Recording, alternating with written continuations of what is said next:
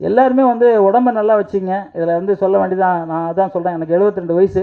நான் வந்து உடம்பை நல்லா வச்சுருக்கேன், மனசையும் நல்லா வச்சுருக்கேன். எந்த இடத்துலையும் நமக்கு நம்ம தான் தோண, எதுக்காகவும் நம்மளை கலங்கிடக்கூடாது, நம்ம எதுக்காகவும் கலங்கக்கூடாது. இறைவன் வந்து 88 லட்சம் பிறவி, அதில் நம்ம மனித பிறவி உயர்ந்த பிறவி. அந்த பிறவி பிறந்து சாவறதுக்காகவோ மன கஷ்டப்பட்டு அழுதுகிட்டு சாவறதுக்காகவும் இல்லை, நம்ம சந்தோஷமாக இந்த பிறவியை அழகாக கொண்டு போனோம். யாருக்காகவும் எதுக்காகவும் எப்பவும் கவலைப்படாதீங்க, கவலையே படக்கூடாது. எதுக்கு கவலைப்படணும்? செத்தா கூட கவலைப்படக்கூடாதுங்க. ஒரே ஒரு வாட்டி தான் சாக போகிறோம், அது சொர்க்கமா நரகமாங்கன்னு தெரியாது, அதை கூட கவலைப்படக்கூடாது. இந்த படம் மிகப்பெரிய வெற்றி பெறணும். இந்த மாதிரி ஆக்ஷன் படமாக பண்ணியிருக்காரு இந்த டைரக்டரு. ரொம்ப சந்தோஷமாக இருக்கணும். தயாரிப்பாளர் இவர். இதில் ஒர்க் பண்ண அத்தனை தொழில்நுட்ப கலைஞர்களுக்கும் எனது மனமார்ந்த வாழ்த்துக்களையும் நன்றிகள் இதையும் சொல்கிறேன். இவரை கூட வச்சுங்க, ஆக்ஷன் ரியாக்ஷனை அவர் படம் ரிலீஸ் பண்ணுற கொஞ்சம் சப்போர்ட் பண்ணி கொடுங்க சார். உங்களுக்கு தெரியும், நீங்கள் அதிலே இருக்கிறதுனால எங்கெங்கே பண்ணணும்னு இருங்க. அது இல்லாமல் ராஜா ஒன்றும் சாதாரண ஆள் கிடையாது. ராஜா வந்து மிகப்பெரிய ஒரு நல்ல மனம் கொண்ட புனிதர், அப்படி தான் நான் சொல்லுவேன். என்னை பொறுத்த வரைக்கும் நான் அப்படி தான் சொல்லுவேன். அந்த மனிதர் வந்து என்னை காலையில் கூப்பிட எனக்கே ஞாபகம் இல்லை, நான் வேறு ஒரு இடத்துக்கு போக வேண்டியது. காலையில் கூப்பிட்டு அந்த ப்ரோக்ராம்லாம் கேன்சல் பண்ணிட்டு நான் இங்கே வந்தேன். இந்த படம் பார்த்து எனக்கு ரொம்ப சந்தோஷமாக இருக்குது. எல்லோரும் நல்லா இருங்க, எல்லோரும் வாழ்க்கையில் பெரிய வெற்றியை அடையணும்னு சொல்லிக்கொண்டு, எல்லாரும் எப்பவும் சொல்கிற மாதிரி அம்மாவையும் அப்பாவையும் உலகத்தில் மறக்காதீங்க. தாயை மறந்தவன் எவரும் ஜெயித்தது சரித்திரம் கிடையாது, தந்தை சொல் மதிக்காத எவனும் ஜெயிச்சது கிடையாது. அந்த ரெண்டையும் எப்போதும் ஜெயிங்க. அம்மாங்கிறது உலகத்திலே கடவுள், அந்த கடவுளுக்கு நிகர். அதுதான் பெண்கிறவங்க வந்து தெய்வம். பெண் வந்து யாருமே வந்து அசால்ட்டாக யாரையும் நினச்சிடக்கூடாது. அந்த தெய்வத்தை யார் அசால்ட்டாக நினைக்கிறாங்களோ அவங்க, எனக்கு புரட்சி தலைவர் எம்ஜிஆர் சொன்னது, தாயை என்னைக்கு மதிக்கணும் அப்படின்னு. அதே மாதிரி தாயை எப்போ மதிக்கணும். அப்புறம் இந்த படத்தை பார்த்தோன்னா எனக்கு ஒன்று வந்துச்சு, நீங்கள் நிறையா படம் பண்ண போகிறீங்க சார், தமிழில் டைட்டில் போடுங்க, தயவு செஞ்சு தமிழில் போடுங்க. தமிழ்நாட்டில் தமிழில் போடலன்னா என்ன அர்த்தம் புரியவே இல்லை எனக்கு. நீங்கள் என்ன கேமரா என்ன இங்கிலீஷ் டிஓபி எனக்கே தெரியல, கேமராமேன் போடணும்ல. இல்லைங்க எனக்கு புரியுது. இல்லை நம்ம தமிழ்நாட்டில் தமிழ் போடலன்னா எப்படி?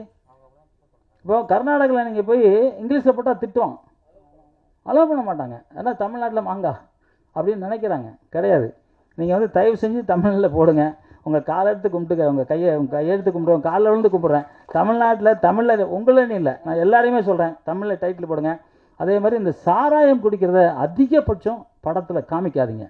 ஒரு ஹீரோ சாராயம் குடிக்கிறான்னா அந்த படத்தை பார்க்குற ஒரு பையன், ஓ சாராயம் ஹீரோவே குடிக்கிறான், ஹீரோவை குடிச்சோன்னா ஹீரோவை நீ லவ் பண்ணுறா, அப்போ நம்ம குடிக்கலாமோ, அது நல்ல விஷயமோ அப்படின்னு நினைப்பாங்க.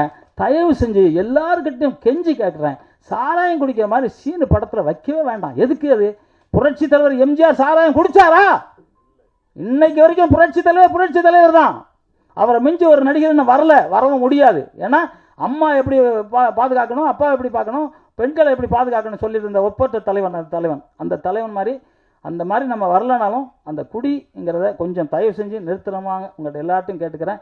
இதை பார்க்குற பத்திரிகை நிருபர்களும் சரி, தொலைக்காட்சி தோழர்களுக்கும் சரி, உங்களுக்கும் என்னோட வேண்டுகோள், நீங்கள் ஏன்னா நீங்கள் நினச்சிங்கன்னா அப்படியே திருப்பி கூட போடலாம்.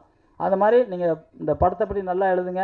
அந்த சாராயம் குடிக்கிறது, இந்த போதை வசதிலாம் மேக்சிமம் இல்லை 100% குறைக்க சொல்லுங்கள்.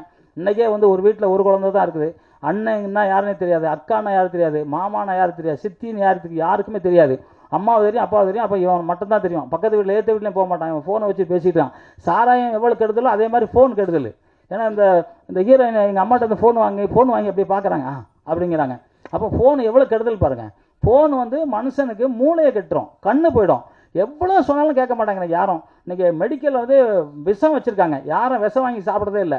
தேவைப்பட்டால் இந்த பூச்சி மருந்துக்கு அடிப்பாங்க. ஆனால் தண்ணி அடிக்கிறதும் சரி, கஞ்சா அடிக்கிறதும் சரி, இந்த செல்ஃபோன் பார்க்குறதும் சரி, எல்லோரும் நைட்டில் தூங்குறது இல்லை. எனக்கு தெரிஞ்சு 12-1 மணிக்கு தான் தூங்குறாங்க.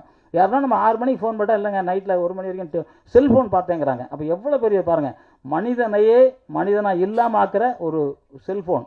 அது நமக்கு தேவைப்பட்ட வரைக்கும் யூஸ் பண்ணணும். அதனால் 8 மணிக்கு மேலே தூக்கி பக்கத்து ரூமில் வச்சுக்குவேன். ஏன்னா நாங்கள் பார்க்க மாட்டேன், தேவையில்லை.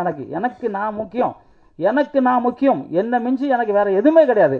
நான் தான் முக்கியம். அதுக்கப்புறம் நான் இருந்தால் தான் அடுத்தவங்களை உதவி பண்ண முடியும். நானே பார்த்து செத்து போய்ட்டு என்ன பண்ண முடியும்? அதனால் அந்த மாதிரி எல்லாம் தயவு செஞ்சு பார்க்காதீங்க. உங்களுக்கு தேவைக்கு எல்லாம் யூஸ் பண்ணுங்க, தேவையில்லாத எதுவும் யூஸ் பண்ணாதீங்கன்னு சொல்லிக்கொண்டு, உலகத்திலே மூத்த மொழி என் தாய்மொழி, நம் தாய்மொழி தமிழ் மொழி. அந்த தமிழுக்கு நிகர் எந்த மொழியுமே இல்லை.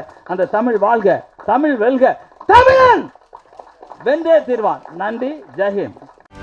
செய்திகளை உடனுக்குடனும் துல்லியமாகவும் தெரிந்து கொள்ள சப்ஸ்கிரைப் பண்ணுங்க.